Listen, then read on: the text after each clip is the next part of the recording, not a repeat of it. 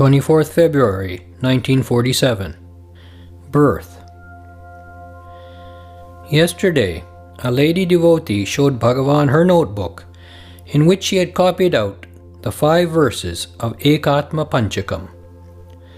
Bhagavan saw in that notebook 2 verses composed by him for his devotees when they first started celebrating his birthday, and told us the following incident.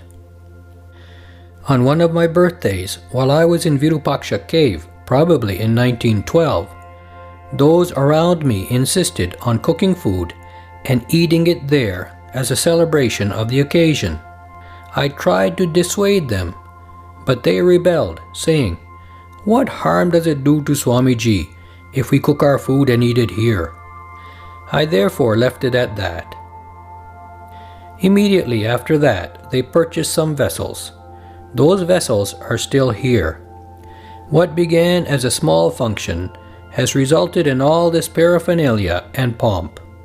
Everything must take its own course and will not stop at our request. I told them at great length, but they did not listen. When the cooking and eating were over, Ishwara Swami, who used to be with me in those days, said, "Swamiji, this is your birthday. Please compose 2 verses and I too will compose 2. It was then that I composed these 2 verses, which I find in the notebook here. They run as follows. 1. You who intend to celebrate the birthday, first ascertain as to whence you were born. The day that we attain a place in that everlasting life, which is beyond the reach of births and deaths, is our real birthday. 2. Even on these birthdays that occur once a year, we ought to lament that we have got this body and fallen into this world. Instead, we celebrate the event with a feast. To rejoice over it is like decorating a corpse. Wisdom consists in realizing the self and in getting absorbed therein." This is the purport of those verses. It appears that it is a custom among a certain section of the people in Malabar to weep when a child is born in the house and celebrate a death with pomp. Really, one should lament having left one's real state and taken birth again in this world and not celebrate it as a festive occasion. I asked, "But what did Ishwara Swami write?"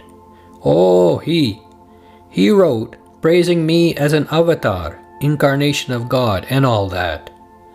That was a pastime with him in those days. He used to compose 1 verse, and in return I used to compose 1, and so on. We wrote many verses, but nobody took the trouble to preserve them. Most of the time, we too were alone in those days. There were no facilities for food, etc. Who would stay? Nowadays, as all facilities are provided, many people gather around me and sit here. But what was there in those days? If any visitors came, they used to sit for a little while and then go away. That was all." On my request to give me a Telugu translation of those birthday verses, he wrote one and gave it to me.